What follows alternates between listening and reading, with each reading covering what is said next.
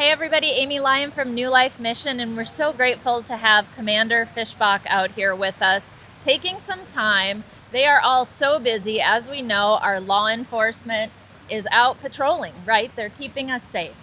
And so if you can just share a little bit about, my goal is to dispel myths about homelessness. Sometimes people hear that, oh, that guy was homeless and they arrested him.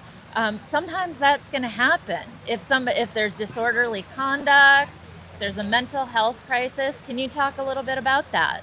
Sure. That's you know, as you know, because you're more heavily involved specifically with the homeless population.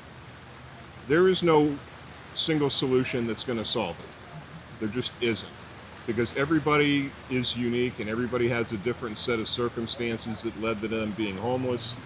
For some people, you touched on, there might be a mental health component that is causing them to not make sound decisions. There might be an addiction issue that causes them to behave a particular way. There might be, it might be somebody who's just antisocial. I know that I personally have spoken to people in the past and tried to get them into shelters and whatnot, especially on like cold nights. And I can think of at least two guys that didn't want to go because they had animals, they had small pets, Oh, yeah. and they said, I was talking to them, they sounded rational, but they said, thank you, but I can't go because they won't let my dog come in, and that's my family. Absolutely. So it's not just the humans, it's everything associated with being a human and having, they have their wants and desires. You've dealt with it, so there's some people that they don't like the restrictions of going to a shelter, because every shelter that I'm aware of, if they're drinking or on drugs or causing any kind of a problem whatsoever, the shelter doesn't really want them. They want them there. They're trying to help them out. And some people just make bad decisions, bad personal decisions, and they remain homeless. Right. And for our organizations that are helping individuals experiencing homelessness, a big piece of that is maybe not being equipped to restrain someone who might be acting out. How and the Brevard County Sheriff's Office try to work with the homeless providers in our community? I think we work pretty well with them. We're big supporters of, we have a local agency here, NVHS, you may be aware of them, National Veterans Homeless Support.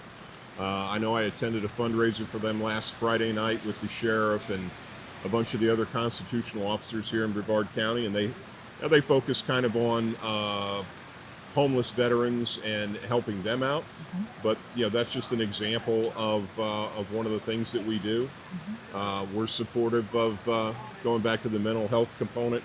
We're supportive of we have mental health court here in Brevard County, where if somebody's issue is, are they a criminal or is it somebody that's got a mental health issue? Because it could be two separate things.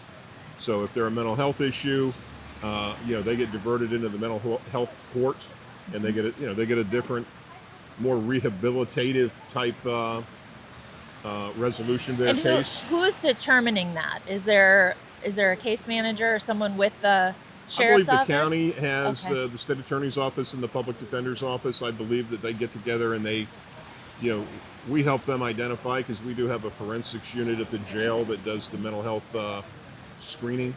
So I think that we help them along with that. You're in the system, so sometimes it doesn't take an expert to figure out there's something wrong with this person. Yeah. Yeah. There's something wrong with this person. Maybe not taking their medication if they have medication, or they haven't been able to get to a mental health person to help them. Correct. So we try and help them with that. Again, there is a limit to how much you can do to help somebody.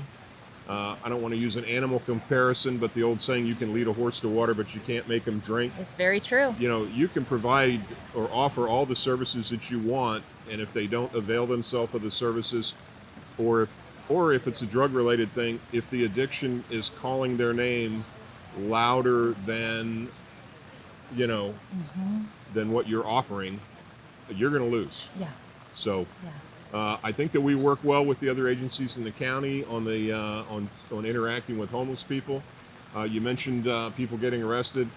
You know, the reality is sometimes these people are, you know, if you own a business and you've got somebody there that is intoxicated or impaired or maybe got a mental health issue and they're causing a problem for your business, you really don't care if that person's homeless or not. You just Right. want the person that's causing a problem at your business out of there. Yeah. And hopefully, you know, we try and warn people and shoo them away as much as we can. And, you know, sometimes that works, sometimes it doesn't. Hmm. So, And there's a cost to taxpayers as part of homelessness, right? It would benefit all of us. It really is something that affects every taxpayer because of the resources that go out. If like anybody, if a homeless individual is put in jail, and there have been instances of when it's cold, people getting arrested to go into the jails. Have you heard about this? I, I missed your question. What is. So when we have cold weather or something, if Okay. somebody doesn't have a place to go, they may purposely get arrested, or they may go to the ER. They may. I think that, yes, I think when you have a community that does not have a stable place to live, a dry place like today, it's raining like crazy out here today, as everybody can see. When you have that population just out in the woods, under a bridge, under a boardwalk, wherever they're at, you know, they may get tired of that and they may decide, you know, I can go over there and steal something and get myself arrested and then I'm going to go to the jail. It's not ideal, but it's dry. I'll get fed, I'll get a shower, whatever. For somebody, you know, somebody might make that choice. So I think that's the question. Or they might, again, it's, you know, healthcare is a totally different issue. But yeah, if you don't have access to healthcare, you're going to end up in the emergency room because they have to take you. Yeah, So they yeah, do. there's a tremendous. I don't even want to say it's a hidden cost, but there's a subcurrent there that's a big cost to try and maintain these folks to the, you know, to the extent you can do it. Like I said a minute ago, I'll go back to it. You know, people have to want to get help, and they have to accept it. And if they don't, then we're gonna. A lot of the people that you interact with, I'm sure, are going to fall into this category of they're kind of recidivist homeless people. You do everything you can Generational do, too. and there's nothing you can do for them because that's their lifestyle. Yeah. So What we've talked about several times in the last 20 or so hours is, offering these services to people if they don't want them and they make a choice to leave. At least we're trying, right? At least we're trying to provide the services.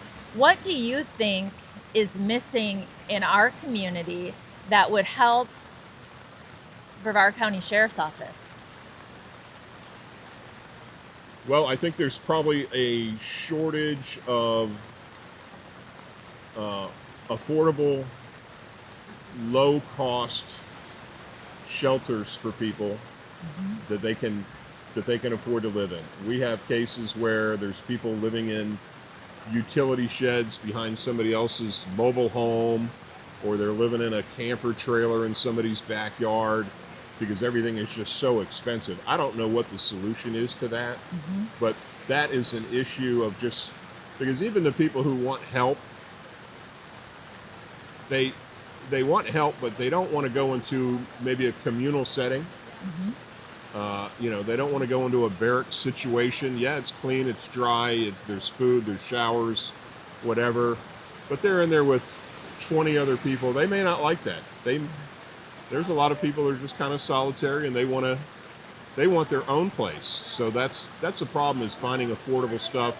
Again, going back to the National Veterans Homeless Support Group, that's one of the things that they're working on is getting, identifying those types of locations, helping people out financially, because there is not a one size fits all solution, and everybody's issues may be different. Somebody might just need some assistance to get a car to get back and forth to work so they can be gainfully employed. Um, I think that's probably about it. So just everybody's got to put the effort in. Appreciate you guys doing it. Yeah. What can the public do?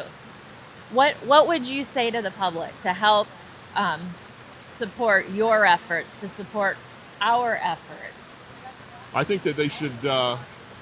This may ruffle some feathers, but I think if you're a citizen and you want to contribute, you want to help, I think that your money would best be directed to a legitimate group, New Life Mission, CETA, whoever it may be, as opposed to handing somebody on the side of the road money. We've talked about this. Yeah. I don't know that helps anything, because you don't have any control over what they're going to do with that money. And then the other thing that we've seen at the sheriff's office, I know for sure, is people coming in from out of the area, going to the busy intersections and panhandling money. Absolutely. They don't live here. It doesn't appear that they even need the money, because they're coming in from out of the county or whatever. And just understand, if you're wanting to give somebody money, please donate your money, but donate it to a charity that's going to have some accountability attached to it. They're not going to spend it on alcohol or cigarettes or fast food or whatever. They're going to actually try and help people. So I would tell people, do your due diligence, find an organization whose mission supports your ideals, and support that mission. Yes, absolutely. Thank you for saying that. Yeah, we've talked about panhandling a few times. And is it illegal for people to stand at the intersections with their signs and ask for money? If you're in the unincorporated area of Brevard County, we have a safe streets ordinance. It's illegal to reach out into the street and take money from somebody in a car. Okay. So I'm not going to, How about for the person handing the money? In the county area, it depends on where you're at. Okay. In the unincorporated area of the county, we're focusing on the person who's soliciting that. And again, it's through the Safe Streets Ordinance. You can access that and get all the specific details of it. Yeah. I think in the city of Melbourne, I'm not sure on this, I probably shouldn't even say it, but I believe that they handle the driver and the recipient of the money the same way. Yeah. That's what I've heard. I don't know if that's accurate. So. Well, as you mentioned, just best to find an organization that is professional and knows how to handle these situations. Yes, I think that it is not an easy thing to do. And, to deal with an adult that has any of the issues that we talked about, mental health issues, addiction, substance abuse issues, personality issues, it is very difficult for those to deal with those folks. So the idea that, why is this such a problem? Go try and deal with some of these people. You'll find out. Yeah. You'll find out. And thank you to you and all of the people out doing it, and all of our partners that are on the front lines, not giving up, who are coming out in the rain and offering solutions and just saying, you know what, we stand by you and we know you stand by us. So thank you. Well, we appreciate it. And again, for your organization and for all the other organizations that are out there trying to make a difference, we applaud that, and we absolutely support it and wish you the best, because again, there is no one size fits all solution. Everybody's different. So we need as many, we need as many pans on the fire as we can get to try and resolve some of these issues. Yep. And the last thing I'm going to say for anybody that's listening, this has always been a problem, and it's probably, unfortunately, always going to be a problem. So I think what we're talking about right now is the scale of the problem and helping those people that we can help, that want the help. Yep. Because there's always going to be somebody that wants to live in the woods, that wants to live off grid, that wants to be whatever. So we need to identify, and this is what we try and put our focus on. Let's try and identify the people that we can help, that want help, and put our resources there, because the pile of resources is not big enough to cure everything. Right. And safety, keeping our community safe. Correct. And you mentioned earlier about just people having the misconception that we just go out and arrest people. We don't just go out and arrest people. But I'll use my analogy I used a minute ago with the store owner. If you're a store owner, you got somebody that's hurting your business, you want them out of there. If you're a property owner and you own a piece of property that doesn't have anything on it, and you've got a big homeless camp out there, if I'm the property owner, I want them off my property because I'm going to ask myself, am I liable for whatever they do on my property? If they start a fight, am I liable? If there's a fire out there and they burn down my next door neighbor's house, am I going to be liable because I let them out there? So most of the time when we're dealing with homeless people, we're responding to a citizen complaint. Hey, I own the property at this location and they are urinating on my building, they're sleeping in my screened in area, they're doing something. Right. And that's what we're trying to address. And as you have experienced, sometimes when you go and get them out in the field, they're a little bit, some of them are not as nice as could be. So Yeah. anyway, So you're dealing with all the challenges. yes, it's kind of like when you see people go into court and they're all cleaned up, they're wearing their nicest clothes. That's not what we deal with. Yeah. We're dealing with people that are under a palmetto bush or on a cardboard box. God bless them. But we're getting them at their worst, Yeah. not at their best. That's So- a good point. Very good point. Anyway, Thank you for I making appreciate the you time. inviting me to come out here today. I hope I've shed some light on something and You've been been great. helpful, and I think that's it. All right. All right. Thank you so much. Thank you, Amy. Come on out. All righty. Come on out of the rain or in the rain or something.